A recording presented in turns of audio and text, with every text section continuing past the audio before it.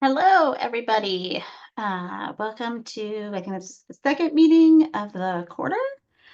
Today, we're very excited to have Dr. Erin A. Snyder, who is currently a senior advisor and consultant for projects on democratic erosion and openings with the U.S. Agency for International Development and the U.S. State Department.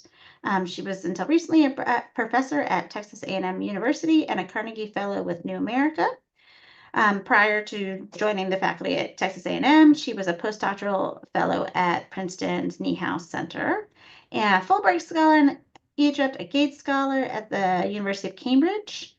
She had worked for several years on development and humanitarian demining with the U.S. State Department and the UN Association of the USA. Blah. And today she's going to talk to our book about marketing democracy, the political economy of democracy aid in the Middle East. We're very excited to have her here. I'm sure she will also mention other things about USAID these days. And just a reminder that if you have questions, to please use the Q&A function at the bottom of the screen. And with that, I'll let Erin take it away. Brilliant. Okay, thanks so much. Thank you, Maggie, for the lovely introduction. And let me do the screen sharing bit and see if we can get this up.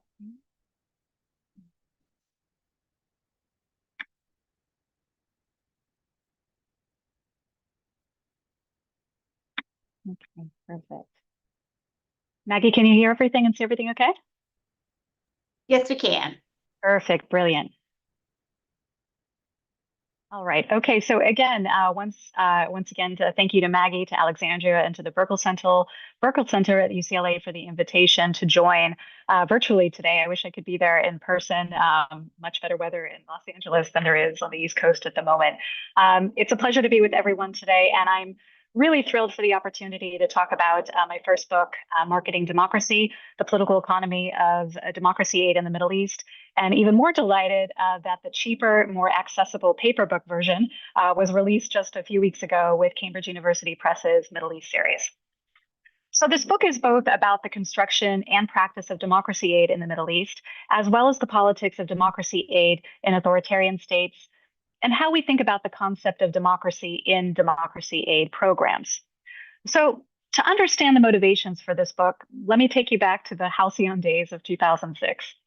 So in the mid-2000s, the US government was beginning to devote much more resources for democracy promotion abroad. At the same time, many scholars, many political scientists in particular, began to devote more attention in trying to understand the impact and effectiveness of spending on democracy, on democratization itself. This was also a time when we began to first start seeing a backlash against certain forms of democracy aid. So in 2006, USAID, the primary US agency charged with foreign aid in general, in charge of it, but also democracy aid, commissioned a really ambitious cross-national quantitative study of its efforts to promote democracy worldwide, trying to assess if, again, spending money on democracy aid results in more democracy. So the study, which was later published in World Politics, found that spending on democracy works. With the exception of what the authors call difficult contexts, it's a bit of an understatement, like the Middle East. So at that point, nearly $2 billion had been spent on democracy aid in the region from 1990 to 2006. Yet the impact of that aid was limited. And this was apparent to anyone who happened to have been working on those projects at that time. So just to go over a couple of questions and puzzles that were there for me at the very outset of this project.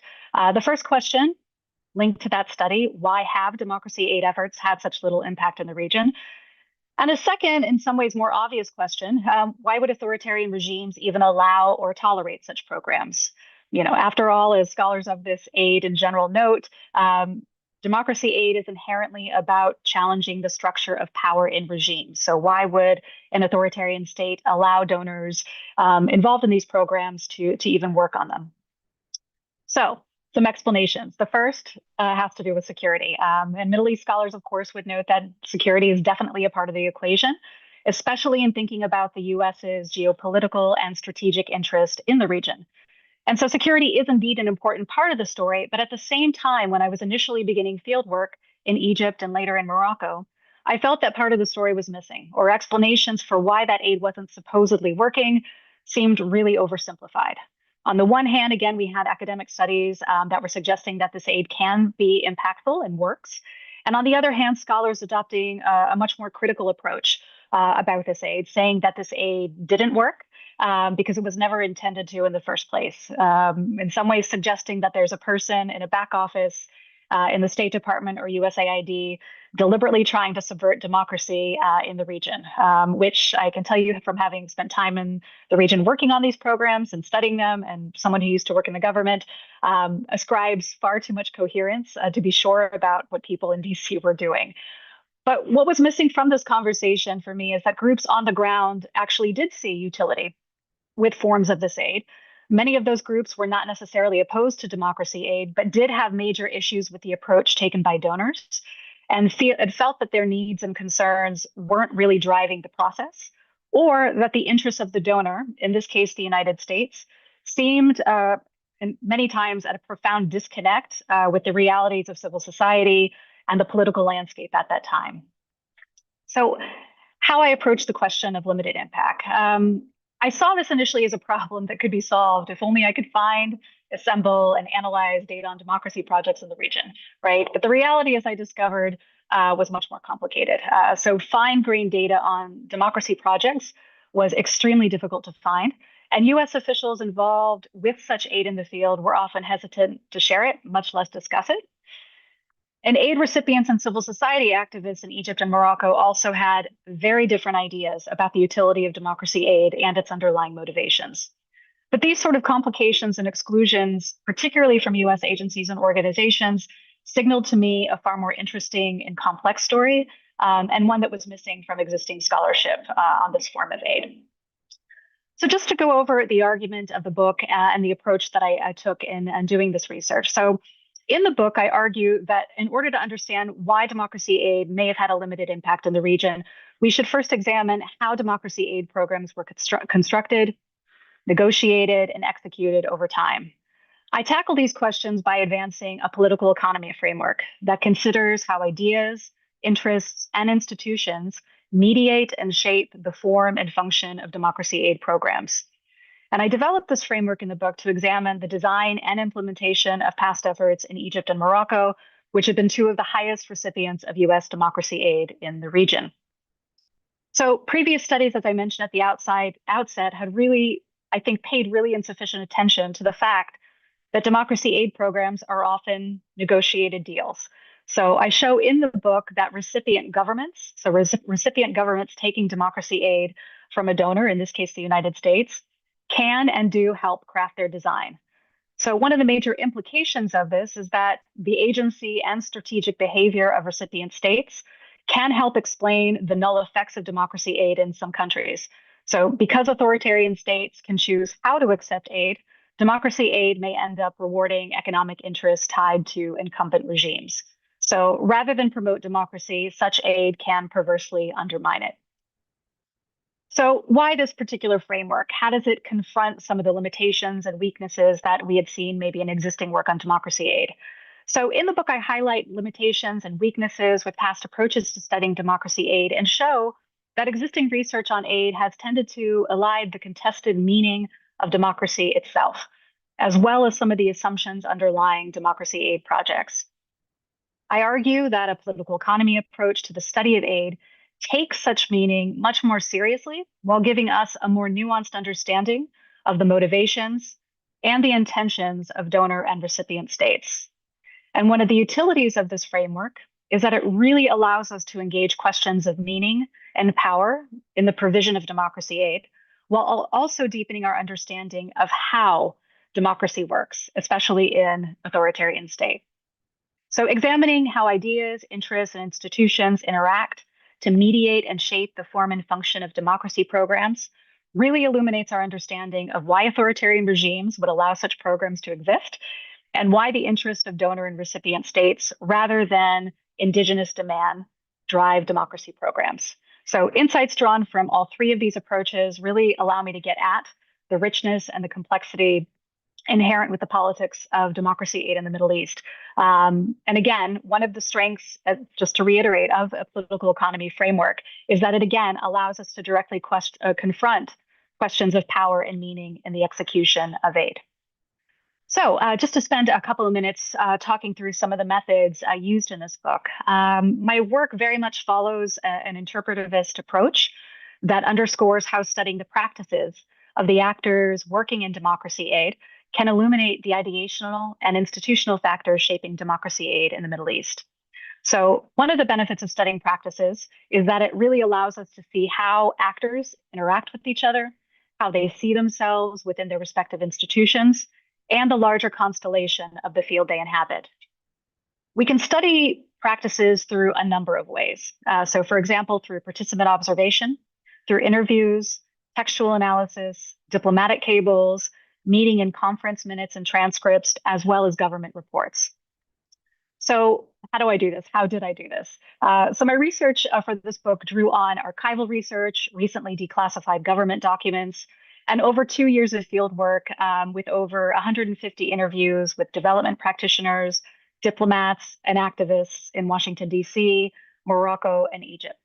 I also drew on data scraped from a professional networking site I'm sure many are familiar with, LinkedIn.com, to map the movement of nearly 2,000 professionals that have worked in the field of democracy and governance since 1990. So, by leveraging over a decade of field and archival research, I show in the book how ideas about democracy were formed and contested, and how strategies developed to challenge restrictive regimes against very rapidly, in some cases, changing institutional contexts. I also show the evolution of what were really rich discussions and debates about how to orient democracy programs in the region. And so in the book, my focus isn't just limited to bureaucrats within USAID, but very much extends to the larger constellation of actors involved. We're thinking about diplomats, contractors for USAID projects, democracy advocates in the US and abroad, local activists, and in diplomatic parlance, local nationals, local foreign nationals.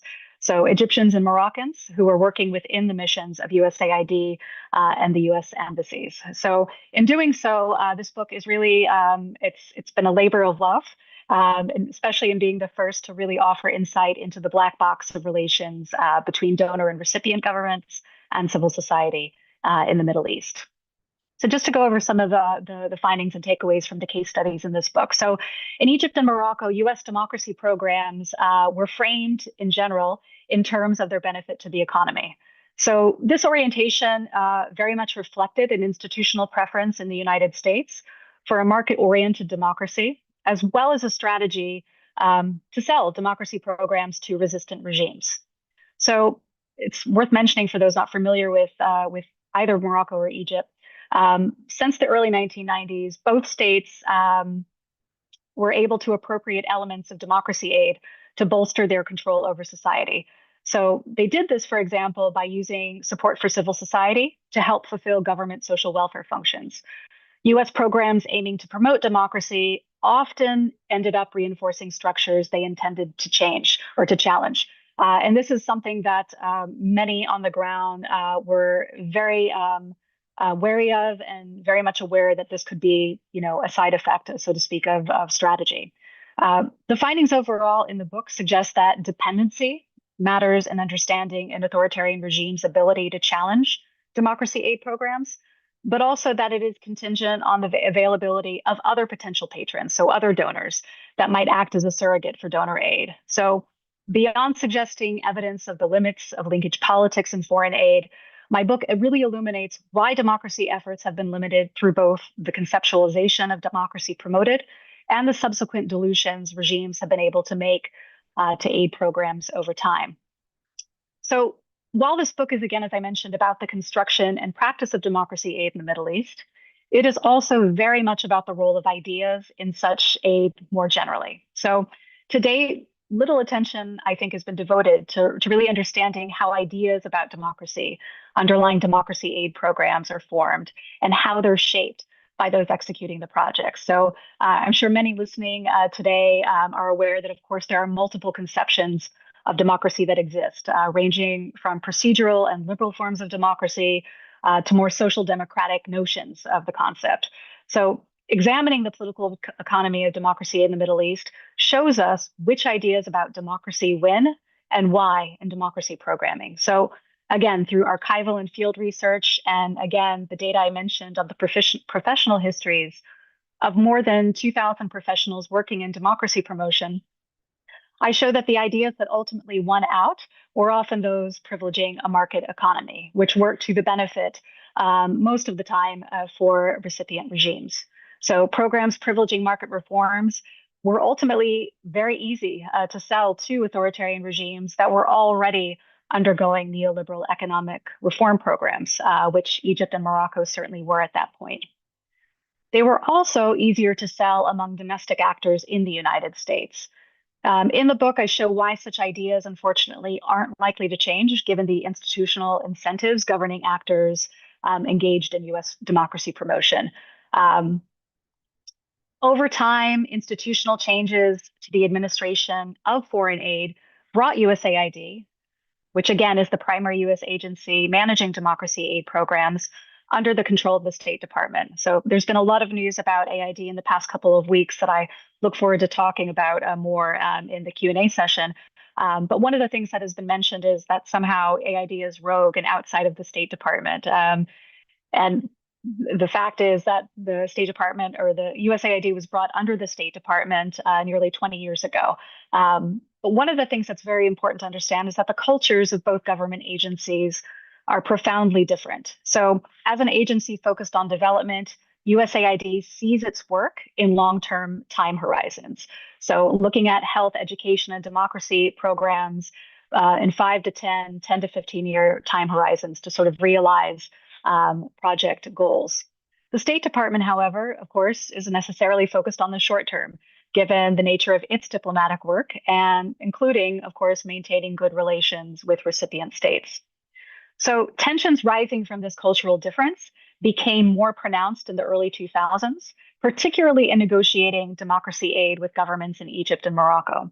So the effects of this change on AID's democracy work were significant. So in the book, I discuss how USAID lost substantial expertise through budget and staff cuts during the 1990s, with most of its democracy work contracted out to for and not-for-profit organizations whose own interests didn't necessarily align with those of USAID. So, looking at the changes to the movement of professionals working in democracy promotion suggests some of the impacts of these changes and to the privatization and implementation and evaluation of aid programs. The visualization that you see on your screen might be a little bit difficult to discern, but I just want to walk through a couple elements of it. So, the magenta circles that you see represent US government agencies, US government organizations. Those in blue, the National Endowment for Democracy and its partner organizations. And the circles in yellow represent for and not-for-profit organizations and companies that have done a lot of the contracting work for USAID. The heavier lines that you see in the visualization, if you're able to pick that up, show greater circularity or back and forth between individuals from one organization to another. So what this figure shows is that there was significant movement among for and not-for-profit organizations working with USAID. And we can make a few inferences from this visualization and a few others I have in my book. Resource constraints and diminished authority to other actors like the State Department and Congress led USAID to rely more on a core group of actors to run its democracy programs. And one impact of this change is that those actors had little incentive to share some of the lessons from their work to enrich USAID's programming. Audits that were done by the US government show that many of these groups withheld information to preserve their strategic advantage in maintaining work with USAID against similar competing groups. It's important to note that it's, of course, impossible to know the individual beliefs of those captured in this visualization, but through repeated interaction, with USAID, we can appreciate how actors might learn to market their knowledge and use their understanding of the scripts and codes particular to USAID to secure contracts and grants. I just want to highlight a couple of things that sort of get at, dimensions of tensions with some of these changes. The first is from an Egyptian employee with USAID who noted the frustration with the agency tending to focus more on outside actors in its work rather than those local actors and organizations on the ground. In her words, she said the culture of USAID was more accepting of foreigners and that she tried to encourage the agency to devote more time and resources to working with local organizations to help them write competitive grant applications in both Arabic and English. In her words, quote, Egyptian civil society has great ideas, but they don't know how to write. And she's referring to grant applications. Americans know how to write, but they don't know how to implement programs and they don't know Egypt. So one result of the resource cuts that I mentioned during the 1990s and early 2000s and USAID's demotion within the foreign aid bureaucracy was a loss in the constituency for locally driven, nuanced democracy programs. So even before resource cuts constrained USAID's, capacity to engage in the way it wanted, staff members were already under, extreme pressure from their superiors to orient programs in ways that ensured continued funding from Congress. And I can talk more in detail about some of the stories of what that process looked like on the ground. In the field, that same pressure very much affected how both local nationals and Americans working for USAID approached potential democracy programs, increasing the pressure to construct programs that recipient regimes would tolerate. So as I show, actors at the micro, meso, and macro levels that were involved in this aid navigated what really were complex and changing fields in democracy aid, both in the United States and in the Middle East. So closely examining their responses to those changes in the domestic arena and in the field shows us the impact of institutional changes in incentivizing some forms of democracy over others in democracy programming. So I talk in the book a little bit about how altering those incentives is going to be really challenging. And I think it was challenging when I wrote that book a couple of years ago. And I think what we've seen in the last 2 weeks is going to exacerbate that challenge. But I do think that lessons and findings drawn from this book underscore the importance of a fundamental shift and how the US conceptualizes democracy aid in both the Middle East and in other authoritarian contexts, and how it approaches issues of impact and effectiveness, or impact and measurement more generally, in democracy aid. So many scholars of international peacekeeping, and I'm thinking in particular of the work of Séverine Autesserre and a few others, have shown us that such efforts are much more effective when they involve some element of local ownership over the process or are otherwise adapted to local context. Democracy aid programs that privilege local context and input seem much more likely in states that are dependent on US donor aid but have low strategic value.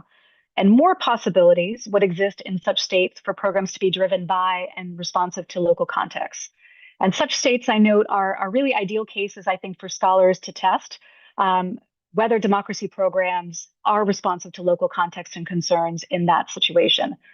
These claims, I think, also really point to a promising area for scholars to explore towards understanding how democracy aid works in hybrid regimes beyond the Middle East. And this is something that I've begun to explore in new work and is part of my second book in progress on transitional aid to the Arab world after 2011.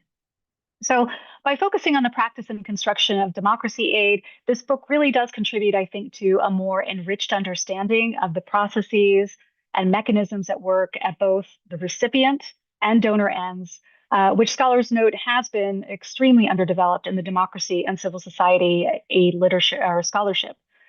These findings also, again, really challenge how scholars and practitioners think about the practice of democracy aid and are really important, I think, for refining our understanding about the role of outside actors in the execution of such aid, particularly, again, in restrictive contexts. So just to finish up, because I'm really looking forward to a Q&A session and talking through some elements from the book. One of the things I wanted to conclude on is a question that seemed very important that emerged towards the end of my work. And the question is, what is democracy? It was very clear to me in the context of doing field work and then coming back to the US and, interacting with colleagues that work on this aid, that when we think about that question, what is democracy? We're all not talking about the same thing. So why does this matter? I think there needs to be not only just a new focus on how to make aid more responsive, but also a focus on the quality of democracy that that particular donors are promoting. Making democracy aids more responsive to and driven by local demand is obviously an important challenge that donor agencies have seized upon, which I think is extremely important. As the US, up to date, I'll still use it in the present tense, even though current events might challenge that a bit at the moment. States in Europe and other donors have tried to make these programs much more responsive to and driven by local demand. Um, at the tail end of President Biden's administration, he organized a summit on democracy, kind of a high level effort to really sort of rally enthusiasm again on the need to protect and support democracy. Um, that sort of shifted the focus again to, I think, the need to really reinvigorate the way we talk about and the way we activate democracy aid. But the goal of this book in general has been really to challenge how scholars think about effectiveness in democracy aid, but also the visions of democracy that donors have advanced as well. And with that, love to thank everyone again for your time and for joining. And I would love to talk more about USAID, about democracy aid, or anything else. Great. Well, thank you so much again, Erin, for coming. This is really fantastic. When I first read your book earlier in the month, I had a lot of different questions, which hopefully we'll still talk about some of them, but I'm going to start out with, maybe you can talk a little bit about what is happening at USAID right now, what Yeah. it looks like, and maybe I know there's not that many people on this call, but maybe just talking a little bit about why do we even have like a bigger question of like not just why do we do democracy aid, but why do we do aid at all? What do you think um, if you were just selling this to the average American citizen of like why this is a good idea, whether it be promoting democracy or just aid in general, if you could just give your little pitch. My pitch, that's a formidable ask these days. Yeah, in a nutshell, should the United States, help where it can to support medical emergencies, health, education, democracy worldwide, just, as a good maybe in and of itself?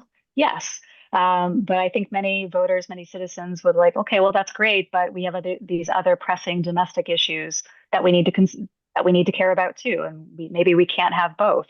And I would argue that we indeed can have both and should have both. I mean, the USAID for nearly 50 years has been, an incredibly important, tool in the US's foreign policy toolbox, so to speak. It's an extraordinarily important form of soft power.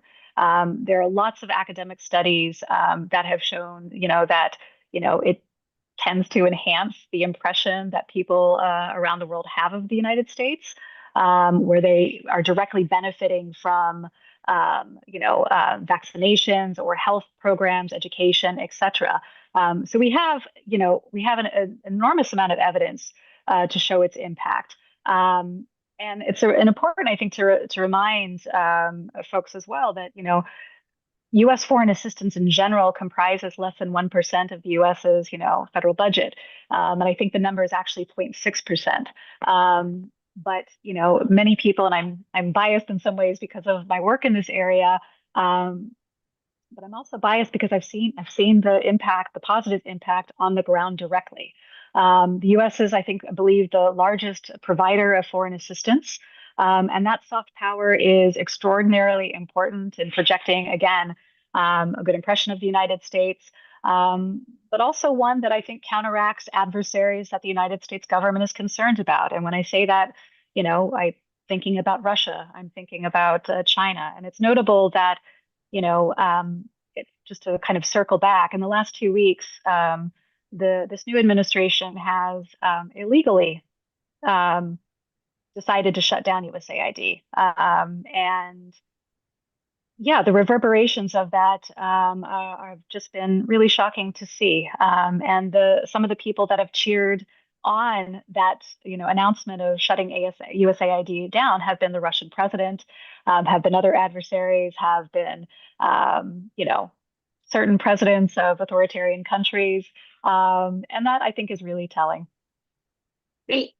So I'm going to pick up on some of the questions in the Q&A, but also one that I was thinking would be helpful for those of you that have not yet read the excellent book. Which could you just talk a little bit more about the differences in the definitions of democracy Mhm. that say USAID had and the Americans had versus in the region, and Mhm. also just like tangibly, like what does it look like to promote democracy on the ground? And I just had to say, I loved your little diagram on where people were and like which organizations, because prior to going to grad school, I worked for a for-profit aid company, like doing democracy promotion programs and other programs, mostly in Iraq and Afghanistan, which will date me because that Same. was a time where we were gonna like make the world safe for democracy, and we were going to create democracy. And I think back to a lot of those programs were really focused on the economy and or potentially procedural democracy. So maybe talk a little bit about what are the different aspects of democracy we were promoting and how we actually went about doing that. Yeah, so in general, I would say that, just to slightly nerd out a little bit, when you go back through the archives and you go back to sort of the earlier discussions that AID was having amongst themselves about in the early 1990s when they were really charged with, okay, Soviet Union is no longer, here's really an opportunity for us to really do much more ambitious programming to support democracy. They made a full, like a really, I think a fantastic effort to bring in scholars of various regions to sort of, get their input and insight of, like we're thinking of focusing, on promoting market reforms as part of our democracy programs. Do you think that's a great idea? And some of those scholars were like, you absolutely should not be doing these things because of all these things that we know about this particular country, et cetera. And so trying to push them to think about a broader conception of democracy than one I think that the U.S. was starting from, which is that, the U.S., strongly believes in market reforms as a component of democracy because I think, look, we're a democracy. We have this. It's worked for us. But we have, of course, a lot of scholarship that shows problems with that understanding, right? So privatization on paper might sound good, but it can also, entrench regimes. It can also give rise to crony capitalism. And, to be cognizant of that in the programming approach and to be very dexterous, right? When you're thinking about, how might the needs for Nigeria be different from Armenia versus El Salvador, et cetera.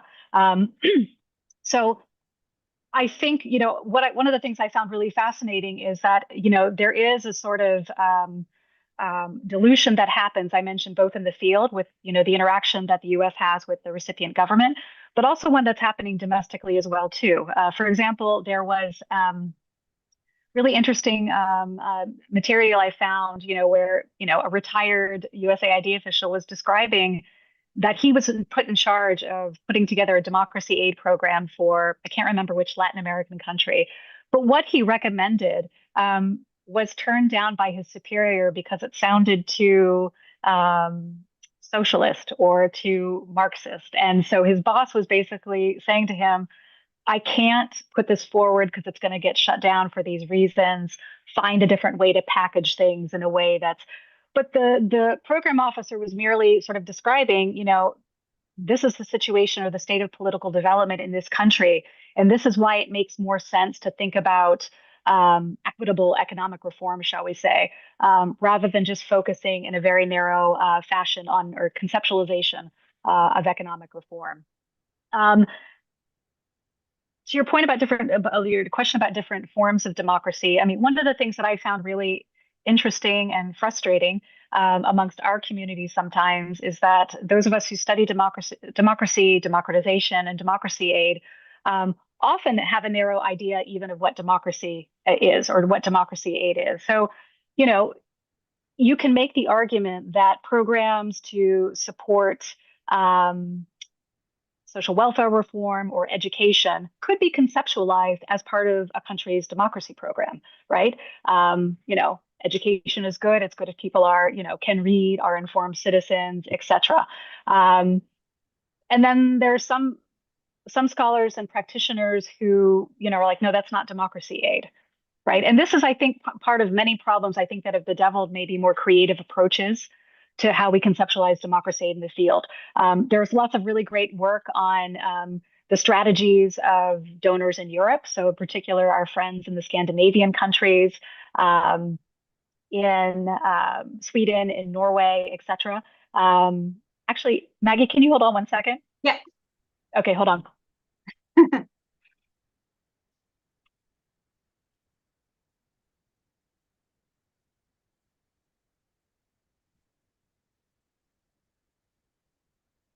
Thanks everybody for hanging tight.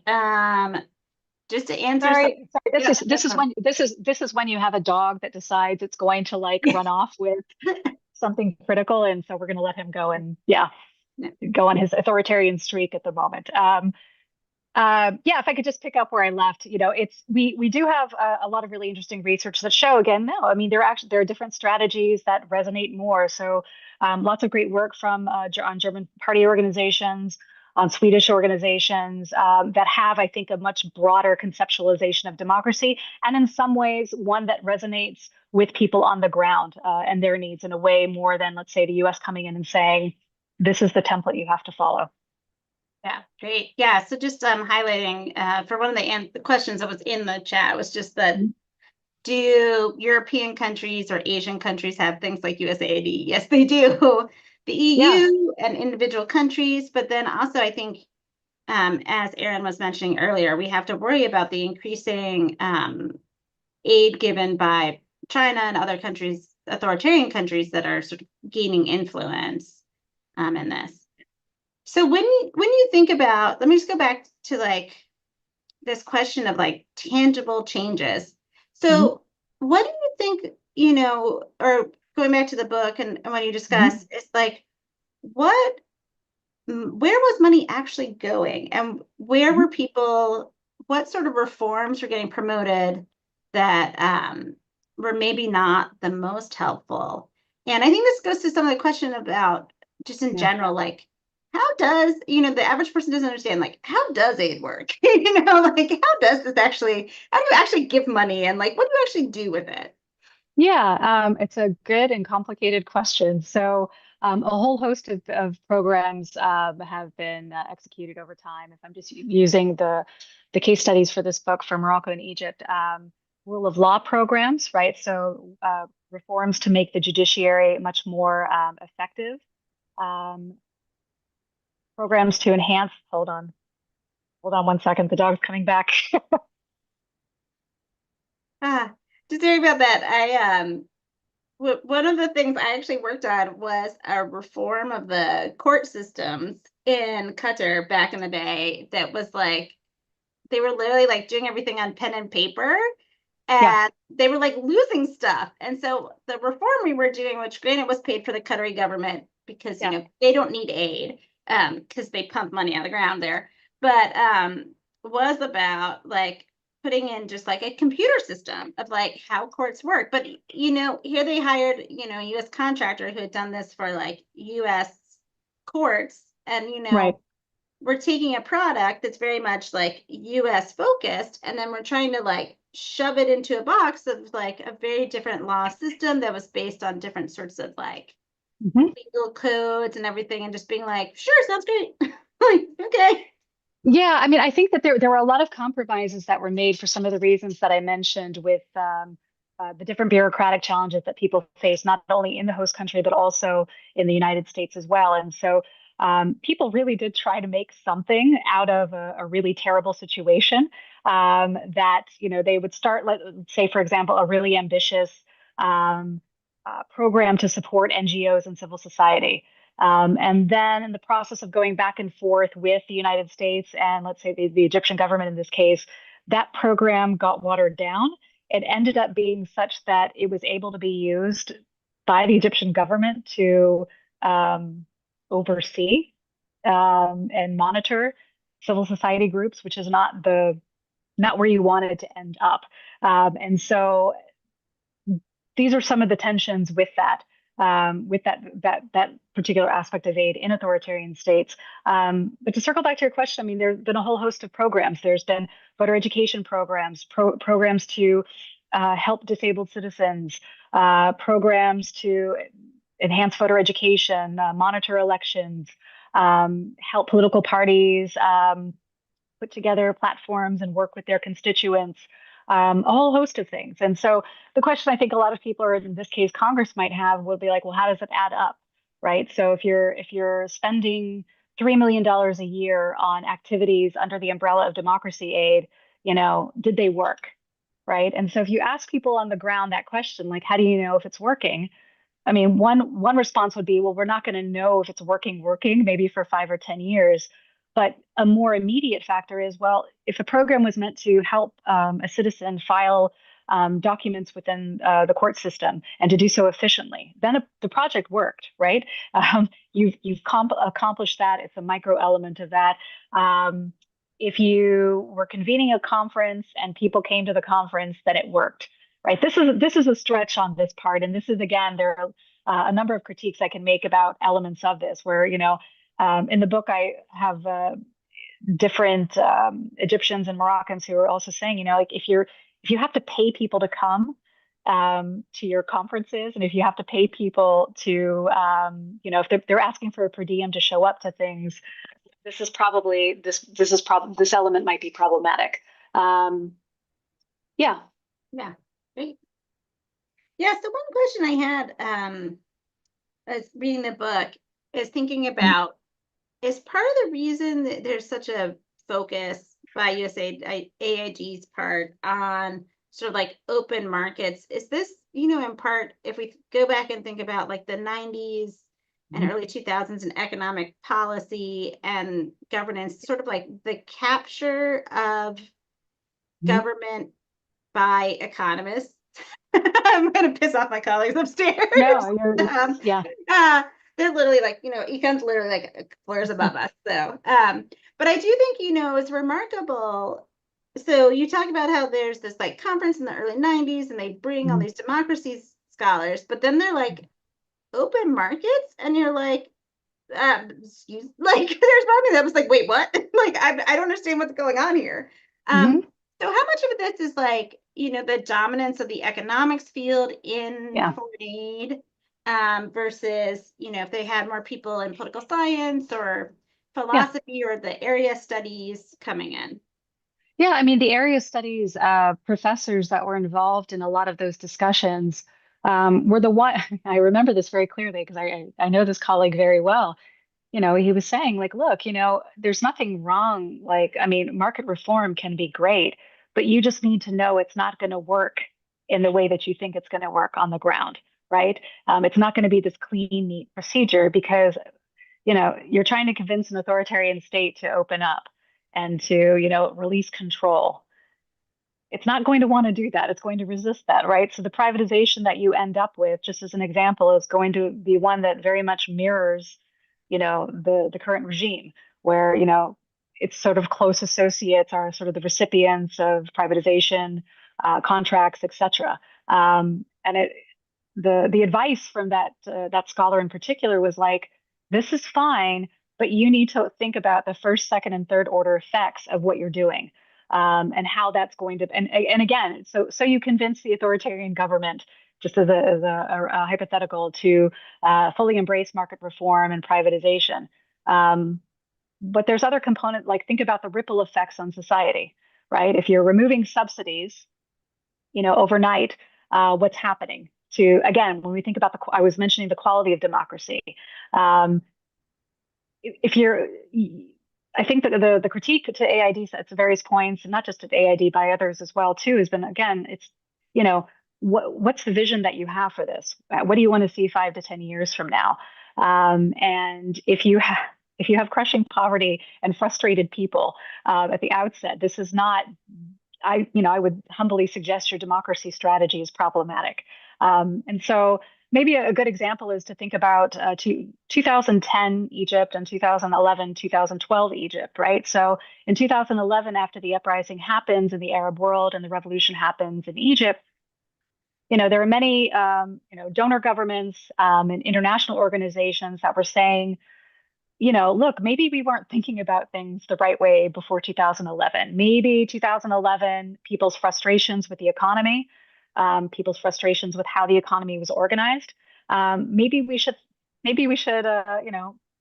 wrestle with that a little bit. Maybe we should think about the strategies that we were pushing to be a government were problematic. And so you saw, I think, at least it was more of a rhetorical discussion of, political and economic reform of like, re-question, rethinking what privatization looks like, rethinking what reform looks like, and extending, I think, those discussions to include more than just like, the same counterparts from the government, but really making an effort to reach out to civil society actors that had been advocating for more inclusive economic reform. And, that discussion happened. Everyone said they were going to do better, and nothing has practically changed. And so if you sort of fast forward to today and look at a country like Egypt, I mean, the economic situation is it's terrifying, frankly. And again, it's sort of there's a bigger question outside of what we're talking about now, but which is a part of the current book project that I'm working on, the role of international financial institutions in times of revolutions and uprisings. And, that's very much connected with democracy, right? And questions about democracy promotion. Great. Before I fully turn it over to like questions from the audience, I had one more question Sure. that's more theoretical in maybe ways, but can a government ever promote democracy in another country that is at all allied with it, or there's always, will there always be too much tension there? So it's one thing, I think, to try and promote democracy in North Korea, which I think we could try, but that's a tall order. But you could think about, with our allies, if there's always just too much conflict of interest going Yeah. on, that, as you mentioned in the top of the book, these are states that we want to have friendly relations with, but we're also like, we would like you to completely change your government and overthrow yourself. Is that ever really possible? Yes and no. So I think it's a great question, and it's one I wrestle with, especially towards the end of the book. It's geopolitical interests, strategic concerns are what they are, right? Just realistically. And the US tomorrow, is not going to like fully advocate for Egypt to, have another revolution or to push the current president more aggressively in a more pro-reform direction. It's just not going to happen. Um, but I do think that aid does make a difference. I think, this is what I've said to many people, and I've seen this for myself as well too. Even when you have the reality of the current situation, I think there are a number of strategies that one can take. So if we're talking about the US and we're talking about a country like Egypt, I think the mere point that you even have an existing program on democracy is something, right? It keeps it on the agenda when diplomats from both countries meet and talk. It's a talking point, and you can bring it up behind closed doors again and again. We also found in Egypt, I think that again, the fact that we had a democracy program and that it, at various points had was high on the agenda, I suppose, and discussions between both countries' diplomats. It effectively makes the country or that state less likely to disappear people, right? It's a foot in the door. And over the course of my research, I met with so many different organizations who, I mean, one at the very outset, maybe in 2005 or 2006, the organization didn't have, the climate wasn't such that they could formally have a program. But this woman was, basically saying, look, we care about helping people here. We care about supporting reform where we can and where people want it. And it's going to take a while for us to be able to operate legally and appropriately. But in the meantime, it's important to establish relationships, right? It's important to meet people. and make the investments and really understanding the local context. And that's something that that I do appreciate, because what we saw in 2011 on the flip side of that is, tons of like helicopter democracy promoters who knew nothing about the region, didn't speak the language, who were just, flying in there trying to get pieces of aid programs that were being launched to help what we saw in Egypt in 2011, for example. So, yeah, I mean, I think that is the United States going to have, a significant amount of room to, do what it might want to do in Egypt? No, but it can maintain a foot in the door, and it can, I think, importantly, work in a multilateral fashion with other actors who have much more room to do so.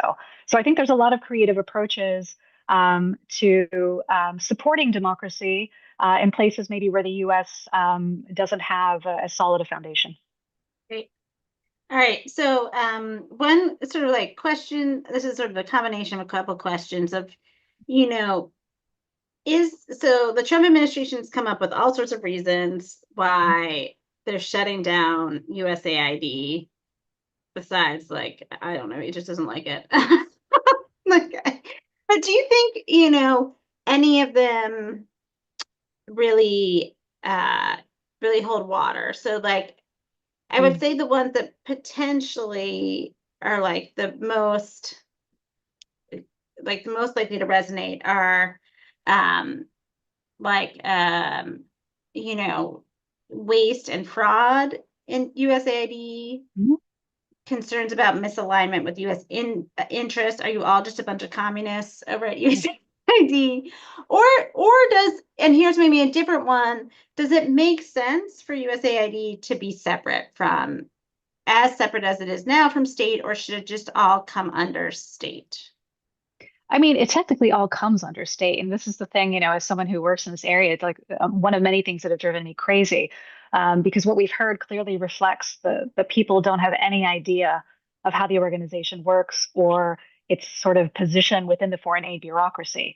There's contact between, the Defense Department. The Defense Department has its own equivalent programs. The State Department has its, Bureau of Human Rights. DRL, Department of Human Rights and Labor. Um, they work together, but USAID is under the umbrella of state, and that's existed for, I think, almost 20 years. Um, do they have a good point in saying that aid can be, we can always, make things more efficient? There might be incidences of waste. Sure, yes, of course.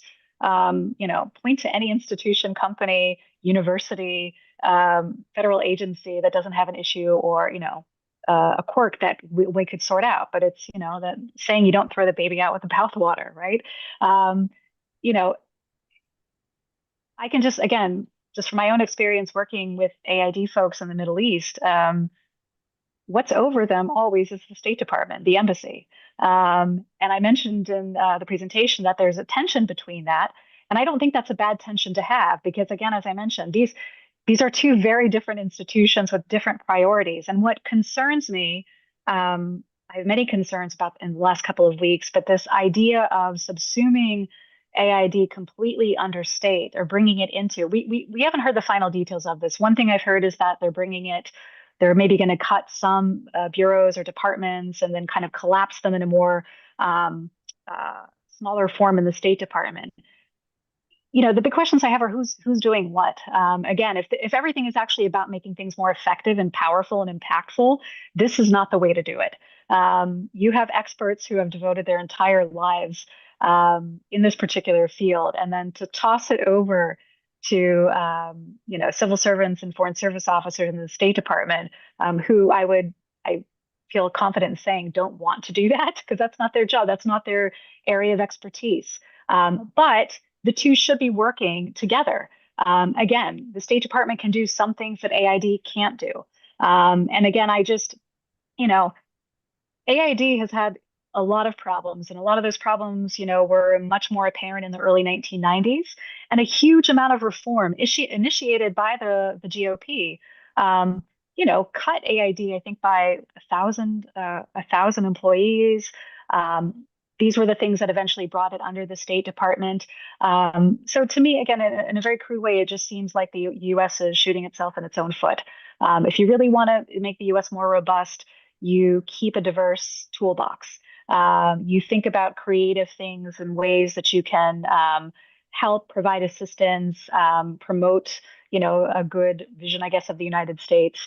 And, what concerns me also is that the person that they've appointed to lead all of this is someone who was pushed out of USAID at the tail end of Trump's administration. And someone who employees, are quoted. I think there's a Politico story on this, quoted as saying, he's a destroyer. In other words, when they talk about reforming aid, I don't. I honestly, I don't think there's an honest, full faith effort to do that. I think it's just a more of a full on, not a great word, but massacre. And Yeah. it's really a shame. Yeah. So then I'm going to use this last question from the audience to end on. If we do see the demise of USAID, especially in your area of democracy promotion, but thinking about what are the broader sort of potentially destabilizing effects in the region of the loss of the aid and the programs? Yeah, I mean, this is something I've started to think about, and it's sort of paralyzing when you start going down that pathway, honestly, because AID is very big, right? So they have, of course, the Democracy and Governance Unit, which is sort of the universe that I usually work in. Their health programs, education programs, programs that support women's rights, et cetera. And I think of the countries that are the most vulnerable, right? And for whom the U.S. is their only source of funding. There are lots of good discussions about, making local organizations, not dependent on donors, which is great, right? But again, in this discussion of, if the actual intent was to have a thoughtful discussion on how to strengthen foreign assistance and to make it more robust, make it, eliminate waste, fine. But this is not the way to do that. And what we've seen is, the wording has changed just in the last 2 weeks, where we had the idea that maybe for 90 days the administration's going to sit and reflect and hopefully consult experts. And now that seems to have changed just to a full scale cutting. But I think it's disastrous. I think it's disastrous for the relationships that we have, the relationships that we could have with countries, the ability to deliver needed care. And thinking even again about, if there are certain outbreaks, if vaccinations don't meet where they are. I mean, we live in a borderless world effectively, right? And so again, if you have a tiny bit of imagination, as I do, you can easily see where this can just be really catastrophic in a way I think that maybe a lot of American citizens maybe don't appreciate. That's why it's important, I think, to have those connections and relationships and doing the important work I think that AID's been doing along with other donor organizations. Great. On that happy note, I'm always full of sunshine. yeah, rays of sunshine. We all Oh, are. I do want to say, Maggie, I mentioned to your colleague as well at the outset. For the past few months, I've been working with a few other colleagues on a project, a USAID project, to help the agency better respond to democratic backsliding across the world and how to respond to democracy openings. So openings, in authoritarian regimes that might suggest the possibility of greater reform. And this project has been, amazing to work on. And 2 weeks ago, we received stop work orders like so many others. And it's a very sobering moment, but one again, I'm hopeful that maybe with more pushback and more discussion, there might be a realization of indeed there is tremendous utility in preserving USAID. Yeah. I mean, just hearing this morning about vaccine programs it runs, dealing with, distributing Mpox vaccines, distributing, like dealing with outbreaks like hemorrhagic fever, Yeah, things like that, like we don't really want spreading. We don't want it yeah, coming here. We don't want it spreading any further. Thinking about things like food assistance, yeah, programs, education, all this stuff that's so important. And just thinking about how, connecting to my work just for a second, like if countries really get destabilized, it's going to lead people to move. And if we're trying to stop people moving, like you can't have it all. So, Yeah, I mean, creating conditions in which conflict could develop just seems like a very bad strategy to me. And so, to the extent that you could, retain a status quo towards rethinking things, that would have seemed more ideal. But this is where we are at the moment, unfortunately. well, thank you again for coming to talk to us today. It was really interesting. We put the link to the book in the chat. It's a really interesting book. It's a really great book. If you're interested just in like democracy promotion, if you're interested in the politics of foreign aid, just super interesting, great book. And thank you again so much for being here today. We really Thank you so appreciate much. it. And Thank you so much for the time. wish you all the best. Thank you so much. All right. Thank you, everybody.